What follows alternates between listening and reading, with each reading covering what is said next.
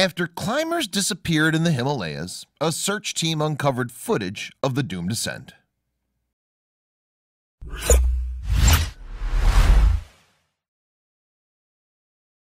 But before we start, please give the video a like and make sure to subscribe to Wonderbot and hit the bell so you'll never miss any uploads from us. For many of us, there are a few things more thrilling than embarking on an adventure. Whether it's whitewater rafting or climbing the dangerous terrain, these outings can be incredibly rewarding. With that in mind, a group of climbers looked to scale Nanda Devi in May 2019, the second highest peak in India. The team was headed by a man named Martin Moran, who operated his own climbing business back in Scotland. Prior to the Nanda Devi trek, he was already very familiar with the area, as his company had led various other excursions up the Himalayas. On this occasion, though, Moran was joined by 7 other people. Joining Moran were British trio Richard Payne, John McLaren, and Rupert Whewell, with Ronald Beamel and Anthony Sudecum coming from the US.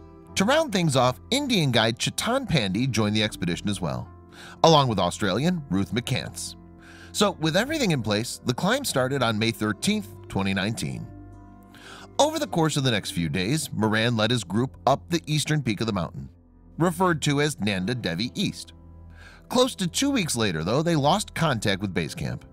After that, 7 bodies were eventually found in June 2019, before another discovery was made the following month. Around the world, there are several famous mountains that capture the attention of the public. From Mount Fuji to Mount Kilimanjaro, these areas remain very popular with tourists visiting the respective countries. However, in terms of size, those 2 peaks pale in comparison to some other locations. For example, mountains such as Kanchenjunga and K2 both reach heights of over 28,000 feet, making them 2 of the largest peaks on the planet. The former was scaled for the first time back in 1955, while climbers trekked up to the latter the year before. And since then, many others have tried to follow suit. Prior to 2004, just under 40 groups managed to climb Kanchenjunga successfully. As for K2, 45 teams completed their journey, but there were a number of other attempts that didn't go so well. Up until that year, close to 70 trips had ended abruptly while trying to scale the 2 massive mountains. But there's one other mountain that trumps the numbers boasted by K2 and Kanchenjunga. Mount Everest is just ahead of them in pecking order, reaching a height of more than 29,000 feet. As a result of that figure, it's known as the largest peak in the world. Much like the other locations, Everest was first scaled back in the 1950s, leading to even more expeditions. Close to 150 climbs were completed before 2004, while another 121 groups couldn't finish the journey. Among them was a particularly famous attempt which took place back in 1965.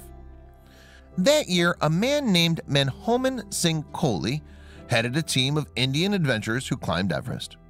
By reaching the summit, they became the first group from India to complete the arduous journey, and Kohli became a household name in his home country. However, Kohli's son made a very interesting point during an interview with the Associated Press. According to Maninder Kohli, another mountain posed a far greater challenge than that of Mount Everest. Maninder told the news agency in June 2019, "In comparison with Nanda Devi East, Everest is a picnic." Nanda Devi is the 23rd largest mountain on the planet, reaching heights of more than 25,000 feet. The location itself is comprised of 2 different peaks, with one in the west and the other in the east. Furthermore, the summit of the latter area is around 24,000 feet high. Ahead of conquering Everest in 1965, Kohli had attempted to climb Nanda Devi East the previous year. The resulting trek proved to be incredibly dangerous, as he suffered a couple of major scares on the journey. The adventurer also had to brave 2 avalanches as well before cutting things short. Several other expeditions have had to give up too over the last few decades, but despite the numerous failures, a British climber still offered to take a group up that mountain in May 2019. The man in question? Martin Moran, who we mentioned earlier. Born in the Tyneside area of England, Moran developed a real interest for the outdoors as a youngster. A few years later, the aspiring adventurer then put his skills to the test as he attempted to climb the Alps. Following that effort, his personal life changed forever after scoring a job at a local store. During Moran's time at the shop, he was introduced to a girl named Joy, who also worked there. Before long, the teenagers formed an unbreakable bond as they both had the same interests. Soon after, Moran eventually left his position at the store to attend the University of Cambridge. Moran went on to study geography at the famous college, earning a diploma in the subject. After finishing his course at Cambridge, he then decided to pack his bags for Sheffield, England. And with joy by his side, he took on a job as a chartered accountant in the city. Moran still found time to indulge in his passion away from work, though, as he and Joy often visited the nearby Peak District. Then, given their enthusiasm for climbing, the pair made another bold move in the mid-1980s and decided to move to Scotland. Operating out of an RV, Moran and Joy then looked to make a bit of history in Scotland. They planned to scale all of the country's moonroasts, mountains over 3,000 feet high, in one winter, a feat that no one else had accomplished. The couple eventually achieved their goal, which led the graduate to write a book, The Moonroasts in Winter. Moran's hard work didn't end there, as he made the next step in his career in 1985. Alongside Joy, he started his own business called Moran Mountain Limited, based in Loch Carron, Scotland. The couple then arranged countless adventure trips for clients in places such as Norway, Switzerland, and the Himalayas. Given Moran's considerable experience, he looked to scale Nanda Devi East back in 2015 with another climber named Mark Thomas. Together, they intended to map out an additional route up one of the ridges in the northeast. As the duo began their journey, all appeared to be going well at first. Moran and Thomas covered a considerable distance in their climb, but their progress came to a halt near the summit. With 1,600 feet left to traverse until the end, they encountered a hazardous section of the ridge. Due to the dangers it posed, the British adventurers opted to abandon the trek and head back down the mountain. Some 4 years after that failed attempt, Moran then returned to the location in May 2019. On this occasion, though, he'd taken a group of 7 climbers up the standard path. As advertised on the Moran Mountain website, the journey would last for 35 days at a cost of over $8,000 per person. Moran's friend Mark Thomas also returned for this particular expedition, staying behind at the base camp.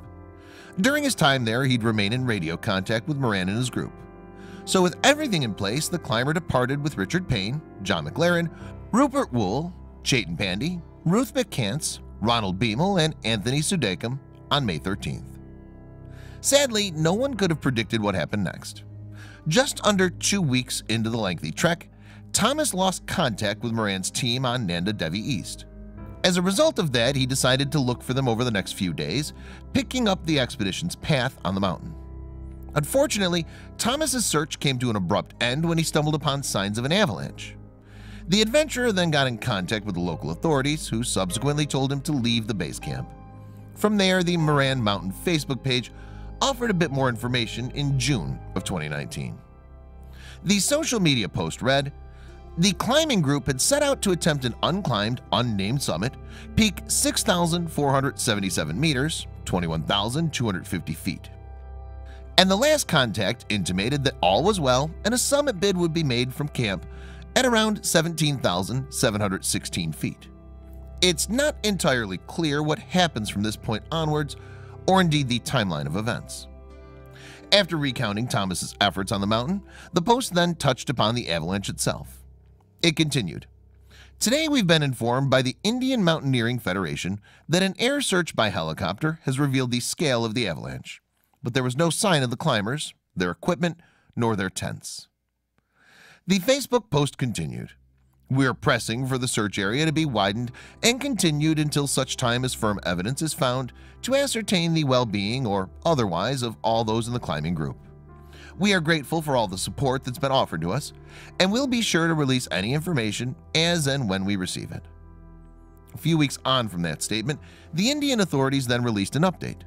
They confirmed that 7 bodies had been found on Nanda Devi East, with the final member of the team still missing. The discovery was made by the Indo-Tibetan Border Police, who had dispatched 25 people for the search. One of the local officers then explained to BBC News what would happen next. V.K. Zhongdand said, "They've set up camp on the mountain and they've kept the bodies there. They hope to recover the 8th body tomorrow." According to him, it would take a few days for Moran's group to be removed from the peak.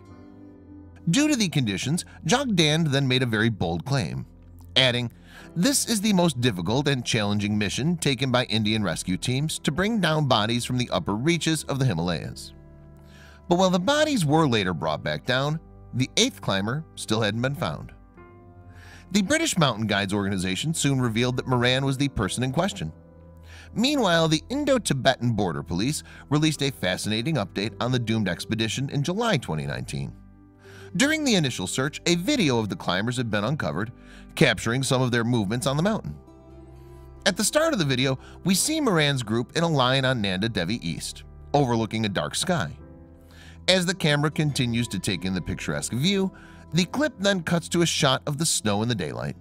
From here, 7 climbers can be seen making their way up the ridge very slowly before the brief video comes to an end. The Indo-Tibetan Border Police went on to share the footage via its official Twitter account, earning over 80,000 views. The accompanying tweet read, "An ITBP search team of mountaineers found the memory device at 19,000 feet while they were searching the area where bodies were spotted." After the video was released, an Indo-Tibetan Border Police official shared their thoughts on the situation to the media. APS Nambadia said, "The GoPro was proved to be like the black box of an aircraft, giving an insight into the last few moments of the climbers. It was mesmerizing for us to see the footage." A few days later, the Moran Mountain Facebook page then offered up one last update on the expedition. As the post summed up what happened on Nanda Devi East, it switched its focus back to Moran. With the adventurers still missing, a heartbreaking decision had to be made regarding the search. The social media post read, "Martin and 7 fellow climbers lost their lives in a mountaineering accident that we believe took place early on May 26, 2019. We understand that in the coming days, the bodies of 7 mountaineers will be repatriated to their respective countries and loved ones." Following that latter point, the post touched upon Moran's situation.